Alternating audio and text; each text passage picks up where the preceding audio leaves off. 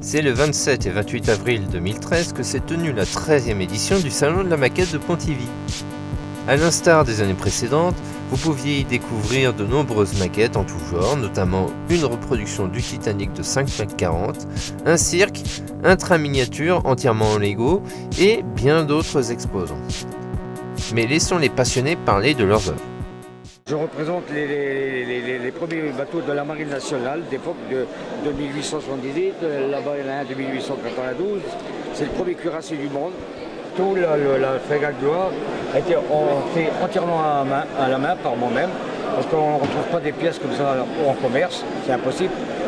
Surtout tout ce qui est bateau avant les années 40, on n'en trouve pas. Après oui, après c'est les boîtes en plastique, on trouve des pièces toutes faites en commerce. Là non.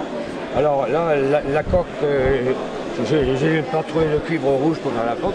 J'ai fait ça avec des boîtes de bière, la partie intérieure de la boîte de bière, couper des éléments avec une petite molette qui représente les rivets.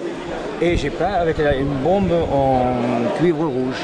Alors ça c'est un croiseur de 1936 avec la catapulte pour hydravion. Alors avec un catapulte, il y a quatre avions à bord.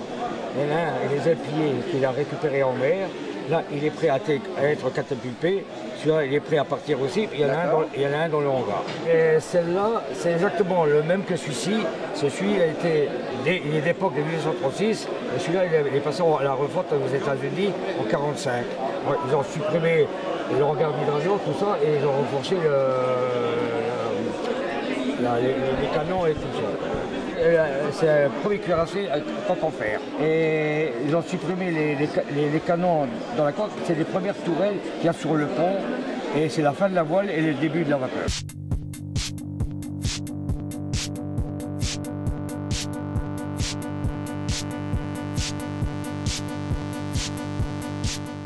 Je suis Alain Chenu et je représente l'association française des Amis du N, les Amis du modélisme français. Donc l'échelle N, c'est une échelle au 1/160e et donc je suis là pour représenter cette échelle.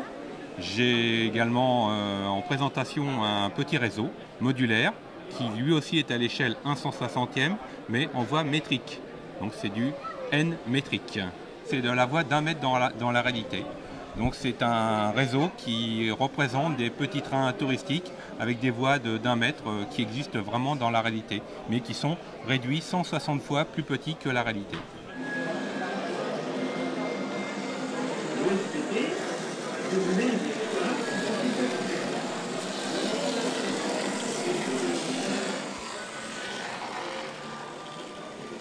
C'est une association, on est au 79 rue du Faubourg-Poissonnière à Paris et donc on a un siège social, on n'a pas de bureau et on se retrouve avec les différents membres dans les différentes expositions. On représente l'association et représente 800 membres environ dans toute la France et quelques membres à l'étranger, en Europe, en Angleterre, en Allemagne.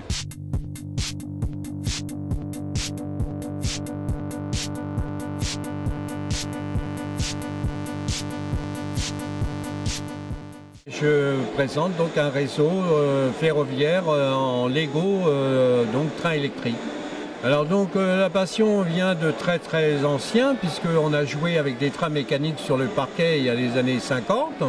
Et puis après c'était les années 60-70 avec le train à chaud que vous avez quelques réseaux ici en représentation. Oui. Et donc après il y a eu les trains Lego qui sont aussi arrivés dans les années 70. Et donc là, vous avez disons la majeure partie, donc c'est du train Lego électrique par les rails, prise de courant par les rails, donc en 9 volts et qui date des années 90. Donc il y en a une partie, ça a été sur la chine un petit peu sur les brocantes, qu'on a chiné comme ça. Et puis après, on a racheté quelques modèles qu'on ne pouvait pas avoir autrement, quoi.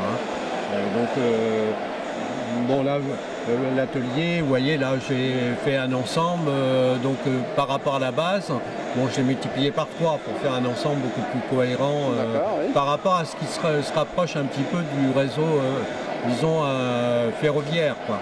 Bah, disons que la passion, si vous voulez, bon, je pouvais pas transporter mon HO, et puis bon, il y a des super des amateurs qui le font très très bien. Et puis alors, donc c'est parti avec le petit jeune homme qui est là-bas, un petit-fils que j'avais, bon, que j'ai, et puis on a fait un jour une démonstration.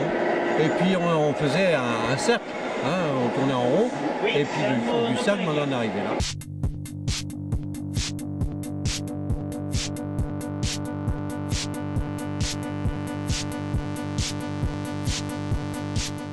Mon nom c'est Jean-Paul Henrion, j'habite en région parisienne à Antony et puis je suis modéliste depuis l'âge de 14 ans et j'en ai 53 maintenant. Et j'ai commencé bon, par des avions, des voitures, des bateaux, des hélicoptères et depuis 98 j'ai attaqué la maquette du Titanic à l'échelle 1/50e. Donc c'est une maquette qui fait 5,40 m de long et qui pèse environ 150 kg et qui est réalisée en 2 morceaux, entièrement, quasiment entièrement en bois. Bon, je travaille sur chaque demi-partie qui fait 2,70 m de long puisqu'il se coupe en deux pour le transport et pour la manipulation.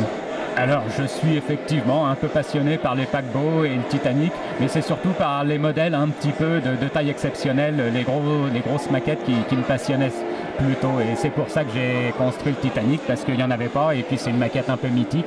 On en voit très peu à cette taille-là, donc c'est pour ça que je l'ai construit. Mais je ne croyais pas avoir tant de boulot quand j'ai commencé, parce qu'il n'y a aucun plan, enfin il n'y a pas beaucoup de plans à cette échelle, donc on a été obligé de le redessiner, de refaire tout le dessin intérieur avec les renforts, donc c'est énormément de travail, y compris pour les accastillages, tout ce qui est barque, tout ça, les cheminées, tout ça, on ne trouve absolument, enfin très peu de choses dans le commerce, donc j'ai été obligé de fabriquer quasiment tout moi-même. Je fais ça pendant mes heures entre guillemets de loisirs, hein. Donc ça me prend effectivement beaucoup de temps, hein. Je n'ai pas calculé, mais il y a environ 4000 heures à 4200 heures de travail pour réaliser l'ensemble de cette maquette qui est navigante, hein. Donc il y a 3 moteurs électriques, une radiocommande, des batteries, les 3 cheminées fument. On a aussi un éclairage intérieur assuré par 150 lampes, 150 LED. Alors à l'heure actuelle, le bateau a été terminé l'année dernière au mois de juin et c'est notre 4e salon que l'on fait jusqu'à présent. On a fait le salon de la Porte de Versailles à Paris en juin dernier. On a fait le salon de la Gacilly, un petit village en Bretagne qui est entre Vannes et Rennes, au mois de février. On a fait aussi à Clermont-Ferrand, à côté de Clermont-Ferrand, un salon aussi également où il y avait le Titanic. Et là, c'est notre 4e salon ici à Pontivy, ville que je découvre pour la première fois.